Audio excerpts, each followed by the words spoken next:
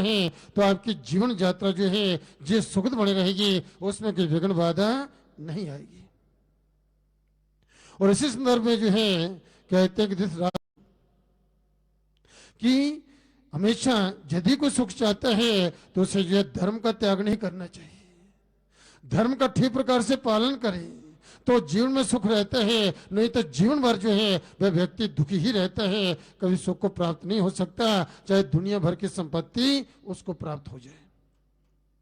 और यही हुआ, धृतराष्ट्र के जीवन में राज्य की प्राप्ति हुई, सब प्रकार के सुख प्राप्त हुए, परंतु अंतिम श्वास तक वह दुखी ही रहा।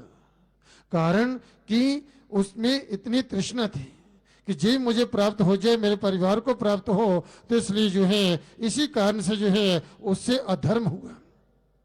जो पांडवों का हिस्सा था न देने के कारण से जो है इस प्रकार से जीवन भर जो है वह कष्ट में रहा। इसलिए देव कृपा से जो प्राप्त हो उसमें संतोष करना चाहिए। संतोषम परम सुखम, और संतोष में ही परम सुख है। तो भगवान शिव कह रहे हैं कि सुख से मूलम धर्म, सुख का मूल आधार जो है ये धर्म है। भगवान सदाशिव जो है, भगवान शंकर जिस सबके पिता है, भगवान शिव जो है ये सबके पिता है। और जगजननी माँ भगवती माँ पार्वती, ये जगजननी माँ जगदम्बा जो है ये जगत की माता है। ये सारे श्रेष्ठ जो है ये उन्हीं की संतान है। और जिस स्थान पर आपको बैठ करके माँ भगवती आदि शक्ति की आराधना करने का, माँ की भक्ति, माँ का भजन, माँ का दर्शन, माँ का आशीर्वाद प्राप्त करने का सौभाग्य प्राप्त हुए हैं, वह भगवती आदि शक्ति माँ जगदम्बा जो है जगत की माँ है।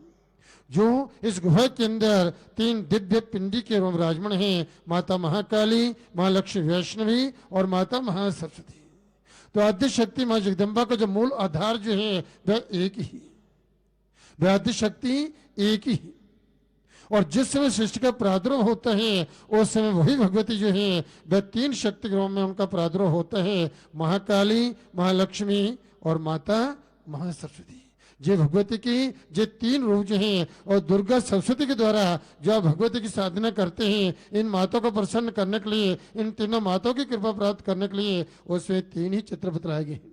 और तीनों में जो है जो माँ भगवती के 3 चरित्र बतलाए गए हैं वह तीनों जो प्रथम, मध्यम और उत्तम जो है, उनमें भी इन तीनों माताओं का ही वर्णन है। सबसे पहले चरित्र में महाकाली का ध्यान है, द्वितीय में जो है महालक्ष्मी का है, और तृतीय में महासरस्वती का।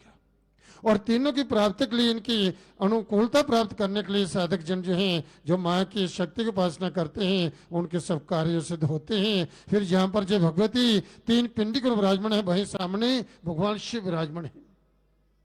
ऐसी मान्यता है जहाँ शिव है वहाँ शक्ति है, और जहाँ शक्ति ही वहाँ शिव जो है अवश्य विराजमान रहते हैं। जिसे आप शंभु हैं, स्वयं भू हैं, स्वयं जो प्रकट हुए हैं। और जी भगवती आदि शक्ति जो पिंडी ग्रह में भी ये स्वयं भू है, ये स्वयं प्रकट हुई है। इसलिए यहाँ पर आकर के यत के माता पिता का एक साथ दर्शन होना जी बहुत बड़ी बात होती है। कि जहाँ आकर के इस गुफा के अंदर जो है जगत के माता पिता का दर्शन करना, उनका आशीर्वाद प्राप्त करना, जो परम कल्याण को देने वाला है, सब कष्टों को, दुखों, विपत्तियों को दूर करने वाला है। क्योंकि माता पिता सदा सर्वदा अपनी संतान को सुखी ही देखना चाहते हैं, कोई दुखी देखना नहीं चाहता। कौन माता पिता हैं जो अपने बच्चों को दुखी देखना चाहते हो? माता पिता हमेशा अपने बच्चों के कल्याण के लिए, उनके अवधि के लिए, उनके उन्नति के लिए, उनकी दीर्घायु के लिए, उनकी सुख समृद्धि के लिए जो है वह अनेक अनेक जो है आशीर्वाद देते हैं, जिन आशीर्वाद से जो है वह संतानें जो है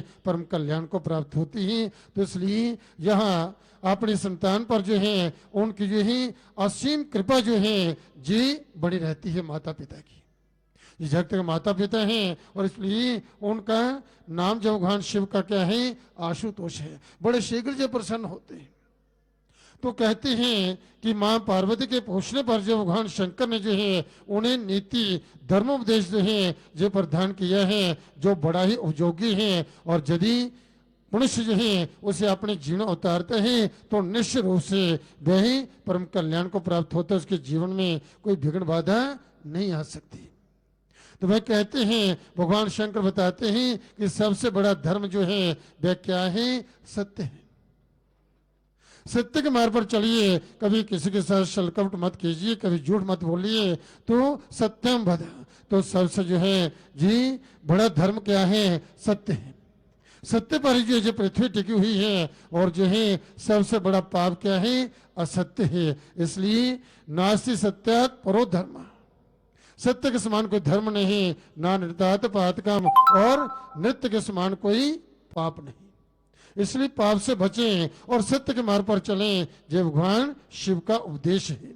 फिर वह कहते हैं, भगवान शंकर बताते हैं कि मनुष्य को चाहिए कि वह अपने शुभ अथवा अशुभ कर्म में जो है स्वयं को ही साक्षी माने। जो भी शुभ अशुभ हो रहा है, आप देखिए, जब कभी आपसे कोई अशुभ कर्म हो रहा है, जब आप गलत करने के लिए जा रहे हैं, बुद्धि विचार आ रहे हैं, तो अंदर से एक आवाज और आती है कि ये गलत है। जहां तो फंसेगा तो फिर जो है फिर छुटकारा बड़ा कठिन है। लेकिन फिर मन कहता है नहीं नहीं चल तो सही देख, लेकिन होता क्या है? वहां पर फंस जाते हैं। इसलिए वह साक्षी है अपने अशुभ और अशुभ, शुभ और अशुभ कर्मों का। वही स्वयं जो है वह साक्षी बने। मन और वाणी जो है कहते हैं स्वयं को ही साक्षी मानने, और मन और वाणी तथा क्रिया द्वारा जो है कहीं भी पाप करने की जो है इच्छा ना करे, क्योंकि जीव जैसा कर्म करता है वैसा ही फल जो है वह भोगता है। इसलिए मन के द्वारा, तन के द्वारा जी इस प्रकार से जो है वह कहते हैं कि जी बिल्कुल जो है कहीं भी कोई पाप ना हो जाए, थोड़ा विचार कर ले बुद्धि के द्वारा भी। क्योंकि ये मनुष्य देह बड़ी दुर्लभ है, बड़े भाग्य से प्राप्त होती है। उस परपदा परमात्मा ने इतनी कृपा की, इतना सुंदर शरीर दिया, बुद्धि दी, देखने के लिए आंखें दी, सुनने के लिए कान दिए, बोलने के लिए जिह्वा दी, चलने के लिए पैर दिए, कर्म करने के लिए हाथ दिए, और कहा कि जा बेटा और इस पृथ्वी पर जाकर के अच्छे कर्म करना, सत्कर्म करना, अपना जो है सत्कर्म कर करके आत्म कल्याण करना, अर्थात अपना ही कल्याण करना। परंतु यहां करके जीव जो है फिर जो है मन माना आचरण करता है। वह ये सोचता है कि अब मुझे कोई पूछने वाला नहीं है, परंतु कोई ऐसी अदृश्य शक्ति है जो सृष्टि को चला रही है, पूछने वाला है। और इसलिए जो है कहते हैं कि वह कहते हैं कोई बात नहीं बेटा, तुझे जो करना तो कर ले, लेकिन आएगा तो मेरे पास ही। फिर तुझे जो है भेड़ बकरी बनाऊंगा, सांप बनाऊंगा, कुत्ता बनाऊंगा, घोड़ा बनाऊंगा, क्या क्या बनाऊंगा, 84 लाख जोनी में फिर तुझे घुमाऊंगा।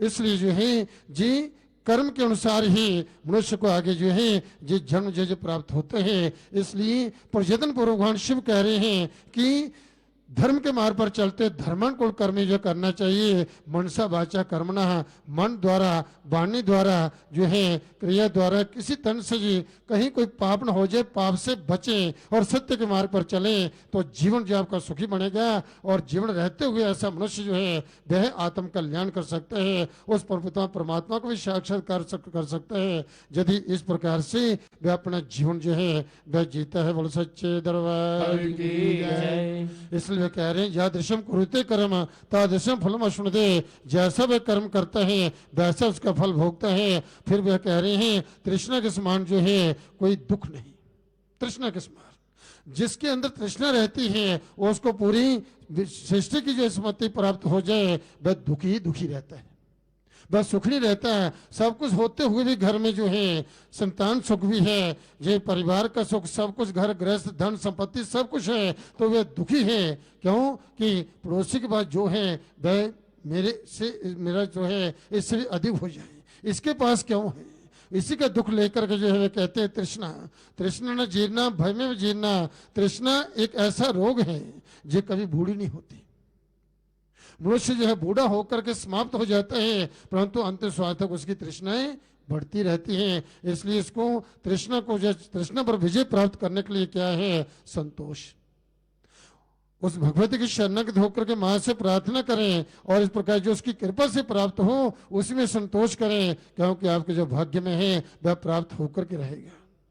जो नहीं है उसके लिए भले आप कितने प्रयत्न कर लीजिए वह प्राप्त नहीं हो सकता। इसलिए जो आपको प्राप्त है उसका संतोष करें, उसका सुख भोगें। बहुत सारे ऐसे लोग हैं सब कुछ होते हुए भी वह उस धन संपत्ति का सुख जो है नहीं भोग पाते, इकट्ठा करते रहते हैं। ना तो किसी की सहायता कर पाते हैं, ना किसी दीन दुखी की सेवा कर पाते हैं, ना ही अपने सगे संबंधियों की मदद कर पाते हैं। परंतु अंत में क्या होता है, ऐसे फंस जाते हुए सोचते हैं ये सारा सारा सरकार ले ले और हमारा छुटकारा हो जाए किसी तरह से, लेकिन वह होता नहीं। तो इसलिए कहते कि जब अनुकूल परिस्थिति आ जाए तो उस समय जो है खूब जो है उस समय का सदुपयोग कीजिए, खूब धर्म कर्म कीजिए, उस संपत्ति का सदुपयोग कीजिए, अच्छे से कार्य में लगाइए, तो आपका कल्याण होगा, आपके जीवन में कष्ट कोई विघ्न बाधा नहीं आएगी। जिस शास्त्र बतला रहे हैं, देवी देवताओं ने जो है बतलाया है, वेदों में यही कहा है, महापुरुषों ने भी यही बार बार जो है यही उपदेश दिया है। तो इस प्रकार से जीवन जो है अपना जिए, तो तभी जो है मनुष्य जो है परम कल्याण को प्राप्त होते हैं। तो समस्त कामना को जो है ये त्याग कर करके जो है मनुष्य ब्रह्म भाव को जो है ये प्राप्त हो जाता है। कामना का त्याग, देखिए एक कामना पूरी होती है, दूसरी जो स्टार्ट हो जाती है। तो इस तरह करते तृष्णा जब बढ़ती जाती है तो मनुष्य जो है फिर वह उसे फंस जाता है संसारिक सुखों में, और वास्तव उसको जो करना होता है वह कर नहीं पाता है, जिसके कारण जो है वह संकट में कष्ट में आ जाते हैं। इसलिए कहा है कि सर्वाण कामन परित्यज्य ब्रह्म भोजात कल्पते। तो इसलिए सर्व कामना को जो है वे त्याग करें और वह ब्रह्म को प्राप्त हो सकते हैं। भगवान शंकर पार्वती से कहते हैं कि देवी ये महान आश्चर्य की बात है कि जो है मनुष्य की जो है इंद्रियां प्रतिक्षण जो है वह क्षीण होती जा रही है, फिर भी वह कहाँ फंसा हुआ है कि आज भी उसकी नष्ट हो रही है, बुढ़ापा आ रहा है, मौत सामने खड़ी है, काल जो सिर पर बैठ चुका है, फिर भी लोगों को जो है दुखदायी संसारिक भोगों में ही उसको सुख दिखाई दे रहा है। जो करना है वो नहीं कर रहे हैं कि मैं अपना आत्म कल्याण कर सकूं। इसलिए जो है वह यही कारण होते हैं। और जब अंतिम समय आ जाता है, क्योंकि काल सतर्क है, वह निजे नहीं देखते हैं कि ये व्यक्ति इसके अभी कार्य संपन्न नहीं हुए हैं, इसने भी धर्म कर्म नहीं किया है, तो कुछ दिन और इसको समय दे दिया जाए ताकि ये धर्म कर्म कर ले। वह काल बिल्कुल सतर्क है, सबके सिर पर बैठा हुआ है, फिर समय मिलता नहीं है। तो इसलिए जो है समय रहते हुए ही मनुष्य को जो है अपना जो है कल्याण कर लेना चाहिए, सतमार्ग पर चलने, और इस प्रकार से अच्छे अच्छे कर्म सतमार्ग पर चलते हुए जो है धर्म कर्म जो है करने से मनुष्य का जो है वह कल्याण है। इसलिए सत्यमेव जयते जी जो है कहा है कि जहां पर सत्य होता है वहीं पर विजय होती है, और जहां पर सत्य है वहीं पर सुख है, वहीं पर आत्म शांति है, वहीं पर कल्याण है, वहीं पर उन्नति है, वहीं पर मंगल है। इसलिए सत्य में जायते तो ना नृतम, तो झूठ में जो है जे कभी भी व्यक्ति जो चाहे ठीक है थोड़े समय के लिए उसको लाभ हो गया, मैंने झूठ बोला तो मैंने दूसरे को मूर्ख बना लिया, मूर्ख तो बना लिए परंतु किया पाप। आप पाप इकट्ठा कर रहे हो झूठ बोल करके। तो इसलिए जो है वह धीरे धीरे पाप बढ़ता जाता है, एक दिन वही पाप जो है विनाश का कारण बन जाता है। इसलिए भगवान कहते हैं धर्म न दूसर सत्य समाना, कि सत्य के समान कोई धर्म नहीं है। इसलिए आगम निगम पुराण बखाना, ये सब वेदों में जो कहा गया है।